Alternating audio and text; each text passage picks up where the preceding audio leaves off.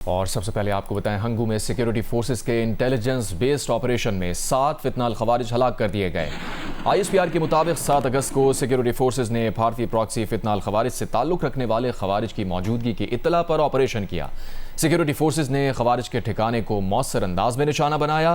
खवारिज ने मस्जिद में पनाह ली और इबादत गाह के तक़द्दुस को भी पामाल किया। फायरिंग के शदीद तबादले में भारतीय सरपरस्ती में सरगर्म फितनाल खवारिज के 7 खवारिज हलाक हुए। फायरिंग के तबादले के दौरान 27 साला कैप्टन हमजा अकरम शहीद हो गए। कैप्टन हमजा अपने दस्तों की क़यादत करते हुए खवारिज का मुसलसल ताक़ुब कर रहे थे। कैप्टन हमजा ने जवामर्दी से लड़ते हुए जाम शहादत नोश किया। हलाक खवारिज के कब्जे से असलहा और गोला बारूद बरामद कर लिया गया। हलाक खवारिज मुतादिद शहरियों के कत्ल और दहशत गर्दाना कार्रवाइयों में मुलव्वस थे। इलाके में किसी भी दीगर खवारिज के खात्मे के लिए सैनिटाइजेशन ऑपरेशन जारी है। दहशत गर्दी के खात्मे के लिए मौसर इंसदादी दहशत गर्दी मुहिम पूरी रफ्तार से जारी रहेगी। बहादुर जवानों की ऐसी कुर्बानियाँ कौम के तहफ़्फ़ुज़ सलामती के आज़म को मज़ीद मजबूत करती हैं। आपको बताएं कि फायरिंग के तबादले के दौरान 27 साला कैप्टन हमजा इकराम शहीद हो गए हैं। कैप्टन हमजा अपने दस्तों की क़यादत करते हुए खवारिज का मुसलसल ताक़ुब कर रहे थे।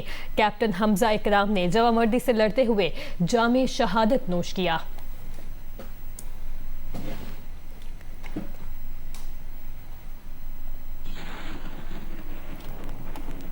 हंगू में सिक्योरिटी फोर्सेस के इंटेलिजेंस बेस्ड ऑपरेशन में 7 फितनाल खवारिज हलाक कर दिए गए हैं।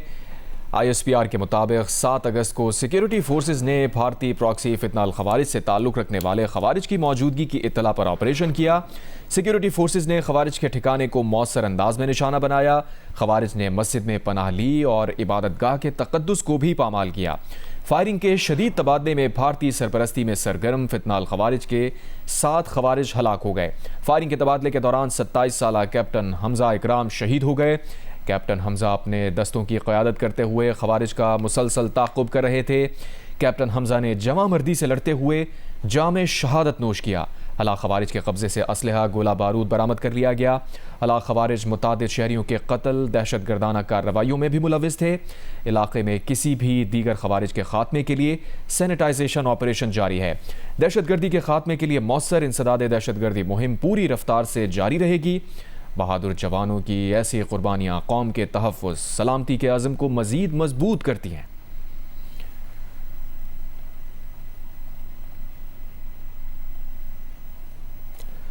फायरिंग के तबादले में 27 साला कैप्टन हमजा इकराम शहीद हो गए थे।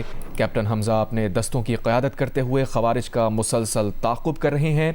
कैप्टन हमजा ने जवामर्दी से लड़ते हुए जामे शहादत नोश किया है। 27 साला कैप्टन हमजा इकराम शहीद हो गए। हंगू में सिक्योरिटी फोर्सेस का इंटेलिजेंस बेस्ड ऑपरेशन था जिसमें 7 फितनाल खवारिज को हलाक किया गया है। ISPR का कहना है कि 7 अगस्त को सिक्योरिटी फोर्सेस ने भारतीय प्रॉक्सी फितनाल खवारिज से ताल्लुक़ रखने वाले खवारिज की मौजूदगी की इत्तला पर ऑपरेशन किया।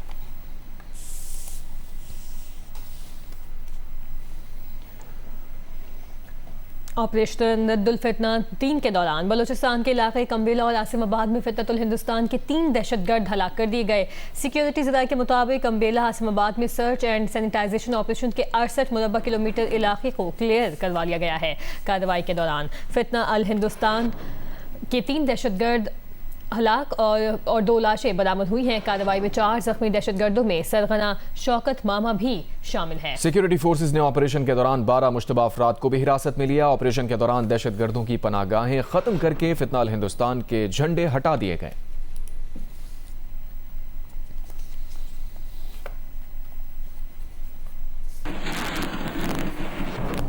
पाकिस्तान, सऊदी अरब और तुर्की के दरमियान तारीखी दिफाई मुआहिदा हो गया है जिसके तहत किसी एक मुल्क पर हमला तीनों ममालिक पर हमला समझा जाएगा। मक्का मुश्तरका दिफाई मुआहिदे पर दस्तखत वज़ीर आज़म शहबाज शरीफ, सऊदी वली अहद शहजादा मोहम्मद बिन सलमान और तुर्की के सदर रजब तय्यब एर्दोआन ने किए। मुआहदे से पहले तीनों ममालिक के रहनुमाओं ने नमाज जुम्मा इकट्ठे अदा की। फील्ड मार्शल सैयद आसिम मुनीर और नायब वज़ीर आज़म इसाक डार ने भी सरबराहानी मुमलिकत के साथ नमाज जुम्मा अदा की। इससे पहले वज़ीर आज़म शहबाज शरीफ की मक्का में सऊदी वली अहद मोहम्मद बिन सलमान से मुलाकात हुई। मुलाकात में खित्ते की सूरत हाल और 2 तरफा शराकत दारी मज़ीद मजबूत बनाने पर तबादला ख्याल किया गया। वज़ीर आज़म और फील्ड मार्शल सैयद आसिम मुनीर ने पाकिस्तानी वफ़द के साथ उम्रा अदा किया। इसी दौरान मुआहदे पर बात करते हुए सऊदी वज़ीर ख़ारजा फैसल फैसल बिन फरहान ने कहा, मुश्तरका दिफाई मुआहिदा सऊदी अरब के किसी खलीजी मुल्क या किसी अरब मुल्क के साथ ताल्लुकात या दीगर बैनुल-अक़वामी ताल्लुकात को मुतासिर नहीं करेगा। सऊदी नायब वज़ीर ज़ायद करिमली ने कहा कि मुश्तरका दिफाई मुआहिदे का मकसद ना तो कोई फ़िरका वाराना ब्लॉक बनाना है, ना ही इसका ताल्लुक जौहरी अज़ाइम या हथियारों की दौड़ से है। तुर्की ने कहा कि मुश्तरका दिफाई मुआहिदे का मकसद किसी ख़ास मुल्क को हदफ बनाना नहीं है, जबकि पाकिस्तानी दफ्तर ख़ारजा के मुताबिक मुआहिदे का मकसद किसी भी जारियत के ख़िलाफ़ मुश्तरका दिफाई सलाहियत को मजबूत बनाना है।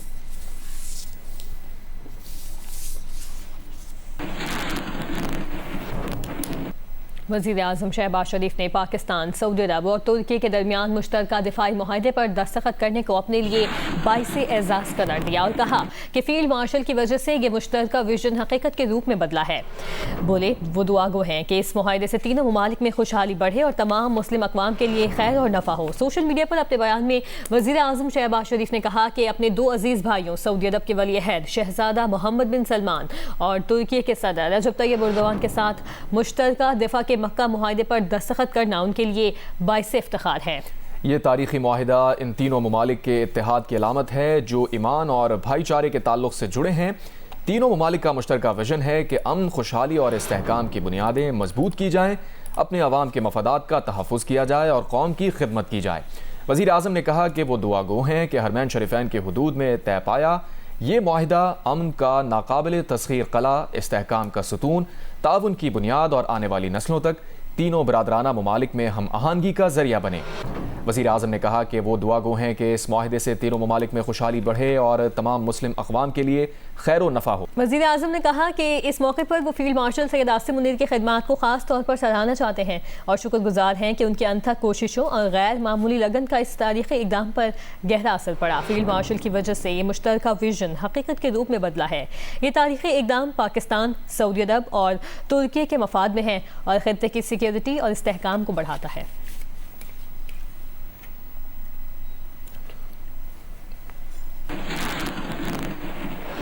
तुर्की के सदर रजब तैयब एर्दोगान ने कहा है कि सऊदीया और पाकिस्तान से दिफाई मुआहिदा किसी मुल्क के खिलाफ नहीं, इस मुआहिदे में वो दीगर ममालिक भी शामिल हो सकते हैं जो इलाकाई अमन और इस्तेहकाम के हामी हैं। सऊदी अरब के एक रोज़ा दौरे के बाद सोशल मीडिया पर पैगाम में सदर एर्दोगान ने कहा कि ये मुआहिदा हक़ दिफा का अज़्म दोहराता है जो कि अक़वाम मुत्तहिदा के चार्टर में आर्टिकल 51 के तहत है और ये मुआहिदा किसी मुल्क के खिलाफ नहीं बल्कि वो तमाम बरादर ममालिक भी इसमें शामिल हो सकते हैं जो खित्ते में अमन, खुशहाली और इस्तेहकाम चाहते हैं। सदर तैयब एर्दोगान का कहना था कि मुश्तरका रोकथाम की बुनियाद पर कायम ये मुआहिदा सिक्योरिटी और दिफाई ताउन में मज़ीद इजाफा करेगा। इस्लामी ममालिक की तंजीम OIC ने सऊदी अरब, तुर्की और पाकिस्तान के दरमियान मुश्तरका दिफाई मुआहिदे का खैर मकदम किया है। वज़ीर दिफा ख्वाजा आसिफ ने कहा है कि पाकिस्तान, सऊदी अरब, तुर्की एक प्लेटफॉर्म मुहैया कर दिया है, अब मुस्लिम उम्मा के दीगर ममालिक भी इसमें शामिल हो जाएंगे। आपको बताएं कि इस्लामी ममालिक की तंजीम OIC ने सऊदी अरब, तुर्की और पाकिस्तान के दरमियान मुश्तरका दिफाई मुआहिदे का खैर मकदम किया है।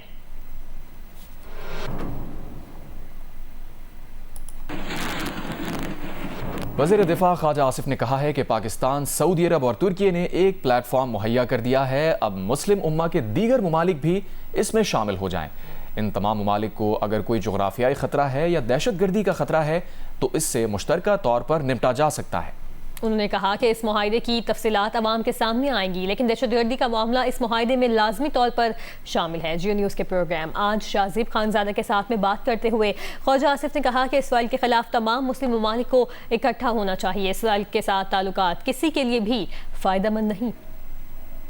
तारीखी मुआहिदा है, मगर क्या इसकी तफसीलात अवाम के सामने रखी जाएंगी? अल्टीमेटली अवाम को बिल्कुल जो भी इसकी शिकायत हैं इस मुआहिदे की वो पब्लिक प्लेटफॉर्म या पब्लिक अरीना है उसमें लाजमी तौर पे आएंगी, लेकिन टेररिज्म तो डेफिनेटली इन्वॉल्व है। मैं इसमें सबसे बड़ी जो बात समझता हूँ कि ये एक प्लेटफॉर्म जो है इन तीनों ममालिक ने मुहैया कर दिया है उम्मा को कि आप इस पे इत्तेहाद करें और मुत्तहिद हो जाएं और एक प्लेटफॉर्म पे आपको चाहे किसी जियोग्राफिकल थ्रेट है या टेररिस्ट थ्रेट है, उस सब के साथ जॉइंटली जो है आप जो है डील करें, सिलेक्टिवली डील ना करें। हमारे लिए एक टेररिस्ट हो और वो किसी और के लिए जो है डायरेक्टली या इनडायरेक्टली जो है वो एसेट हो, ये बात जो है ये एक लॉन्ग टर्म में तमाम मुस्लिम ममालिक को उम्मा को जो है ये समझने की जरूरत है। ये इस चीज को जो है मेरा ख्याल है रोकने के लिए, कन्फ्रंट करने के लिए ये कोई ना कोई तो कोई शिक जो है या कोई डिफाइन किया होगा। इसराइल के तनाजुर में इस इत्तेहाद को कैसे देखते हैं? इसराइल के तनाजुर में तो सारे मुस्लिम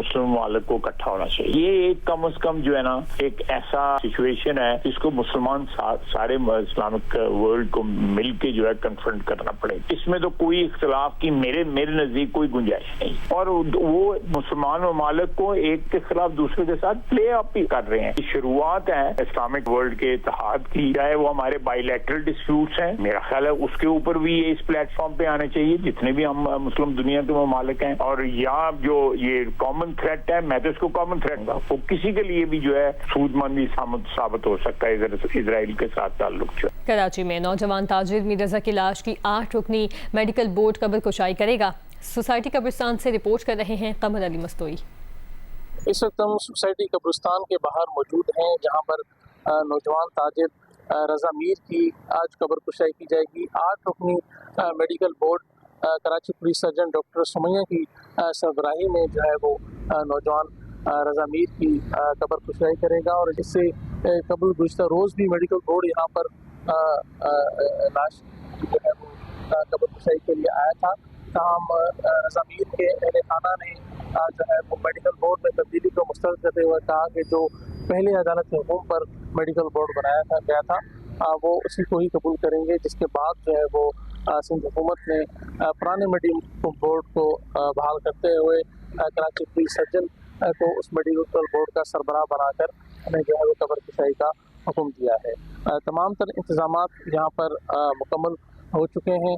पुलिस की जानिब से यहाँ पर नफरी मौजूद है। गैर मुतल्लिका अफराद का दाखिला कब्रिस्तान में रोकने के लिए यहाँ पर कब्रिस्तान के बाहर और नौजवान ताजिर रजा मीर की कब्र के अतराफ जो हैं वो कनातें लगा दी गई हैं। तो नौजवान ताजिर रजा मीर की वजह मौत जानने के लिए आज मेडिकल बोर्ड जो है वो दोपहर 11 बजे यहाँ पर आएगा और कब्र कुशाई की जाएगी और उसके बाद जो है वो ज़रूरी नमूने लिए जाएंगे। उसके बाद दोबारा जो है वो रजा मीर की वजह मौत जानने के लिए जो है वो एक मेडिकल रिपोर्ट बनाई जाएगी।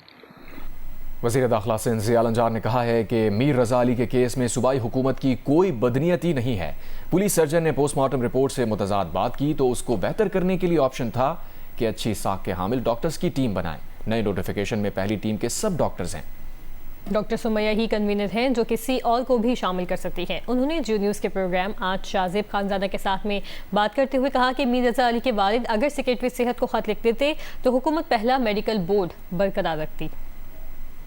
ये जो 8 थे, professor doctor Naseem Ahmad, doctor Farah Waseem, mister Aamir Hasan Khan, इसके अलावा doctor Shrichand, doctor Kamran Khan, doctor Daniyal Mirza, doctor Mohammad Yaseen, doctor Sumaiya Syed. Doctor Sumaiya Syed तो दूसरे में भी हैं। इनमें से जो 7 हैं, क्योंकि वो दूसरे बोर्ड में नहीं है, इनमें से किसकी रेपुटेशन ख़राब है? ये इतने सीनियर लोग हैं, किसी की रेपुटेशन पर देखिए, किसी की मैं रेपुटेशन को क्वेश्चन नहीं कर रहा। मैं आपको ये बताना चाह रहा हूँ कि एक पोस्टमार्टम हुआ, उसको मोड़ तोड़ के हमारी पुलिस सर्जन ने, मुझे अफसोस है, she is a government servant, और पुलिस सर्जन ने एक आपके प्रोग्राम में जो कि उसने पोस्टमार्टम रिपोर्ट देखी नहीं, डेड बॉडी देखी नहीं, और उसके बाद उसको ना उन्होंने कोई प्रॉपर खुद उसको मॉनिटर किया और आपके पास आकर उन्होंने एक बयान दे दिया। पोस्टमार्टम रिपोर्ट उन्होंने देखी थी? नहीं, ज़ियाल अंजार साहब, देखिए, पोस्टमार्टम रिपोर्ट उन्होंने देखी थी, मगर उन्होंने कहा मैंने बॉडी नहीं देखी थी। हाँ, तो देखें, उसमें अगर पोस्टमार्टम रिपोर्ट में बेहतर ये होता कि आप अपने प्रोग्राम में उसको लाते जो जिसने उसका पोस्टमार्टम किया था।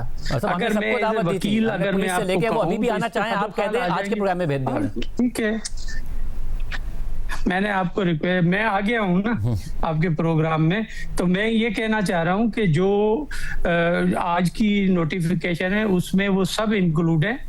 जो कि पहले भी पोस्टमार्टम किया है, उसमें हमने इसी डॉक्टर साहबा जो पुलिस सर्जन है हमारी सुमैया, उनको ही कन्वीनर रखा है। उन्हीं को ये इख्तियार भी दिया है कि वो किसी को भी ऑप्ट कर सकती है, तो वो ऑप्ट भी कर ले। लेकिन ये तरीका ठीक नहीं है कि किसी का केस किसी बच्चे के उसका खराब करना। या मैं ये कहूँगा कि यकीनन गवर्नमेंट को कोई इससे सरोकार नहीं है कि अगर वो खुदकुशी है या कोल्ड ब्लडेड मर्डर है, लेकिन उसकी तहकीकात तो होनी है। मुल्क भर में 8 अगस्त के लिए पेट्रोल की कीमत 2 रुपये 20 पैसे फी लीटर कम कर दी गई है। पेट्रोल की नई कीमत 327 रुपये 62 पैसे फी लीटर मुकर्रर कर दी गई है। डीजल की कीमत 1.5 रुपये फी लीटर कम कर दी गई है। डीजल की नई कीमत 380 रुपये 86 पैसे फी लीटर मुकर्रर की गई है।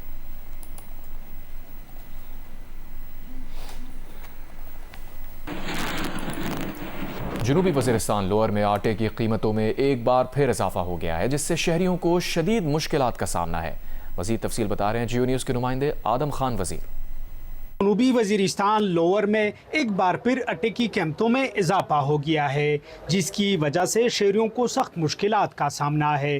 कुछ रोज़ कबल 40 किलो आटे की बोरी 5,300 रुपये में फ़रोख्त हो रही थी, जबकि अब वाना रुस्तम बाज़ार में 40 किलो बोरी 5,600 रुपये से लेकर 6,000 रुपये में फ़रोख्त हो रही है, जिसकी वजह से लोगों को न सिर्फ मुश्किलात का सामना है बल्कि लोग ख़रीदने से कासिर हो गए हैं। जी यहाँ पर हमने दुकानदारों से बात की। दुकानदारों का कहना है कि बकर पुल पर सुबह बंदी की वजह से यहाँ ज़िला लोअर जनूबी वज़ीरिस्तान में आटे की कीमतों में इजाफा हो गया है। दूसरी जानिब शहरियों का कहना है कि यहाँ ज़िला लोअर जनूबी वज़ीरिस्तान में फूड कंट्रोल हुकाम का कोई चेक एंड बैलेंस का निज़ाम नहीं है। शहरियों ने चीफ सेक्रेटरी खैबर पख्तूनख्वा और वज़ीर आला पंजाब से मुतालबा किया है कि बकर पुल पर सुपाबंदी ख़त्म करने के लिए पूरी तौर पर इक़दामात किए जाए, ताकि यहाँ ज़िला लोअर जनूबी वज़ीरिस्तान में आटे की कीमतों में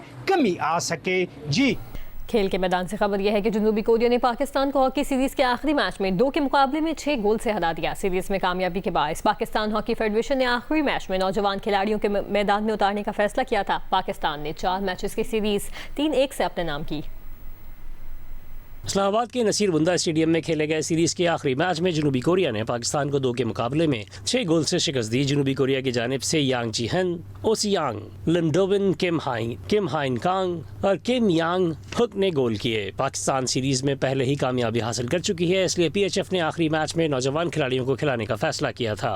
पाकिस्तान की जानिब से मोहम्मद अहमद और गुलाम मुस्तफ़ा गोल करने में कामयाब हुए। पाकिस्तान ने 4 मैचों की सीरीज 3-1 से अपने नाम कर ली। PCB नेशनल चैंपियंस कप के लिए क्रिकेटर्स आज से मुल्तान में रिपोर्ट करेंगे। चैंपियंस कप 11 से 18 अगस्त तक खेला जाएगा। नेशनल इवेंट के लिए PCB ने मैच ऑफिशियल्स का भी ऐलान कर दिया। नेशनल चैंपियंस कप 11 से 18 अगस्त तक मुल्तान में खेला जाएगा। इवेंट में 4 टीमें Pakistan greens, Pakistan whites, Pakistan blues और पाकिस्तान गोल्ड हिस्सा लेंगी। इवेंट से पहले खिलाड़ी 2 रोज ट्रेनिंग करेंगे। चारों टीमों में व्हाइट बॉल के सरकर्दा क्रिकेटर्स हिस्सा लेंगे। Shadab Khan greens, Saima whites, Sahibzada Farhan blues और शाहीन आफरीदी गोल्ड की क़यादत करेंगे। PCB के मुताबिक नेशनल चैंपियंस कप का मकसद वर्ल्ड कप 2027 के लिए 22 से 25 खिलाड़ियों का पूल तैयार करना है।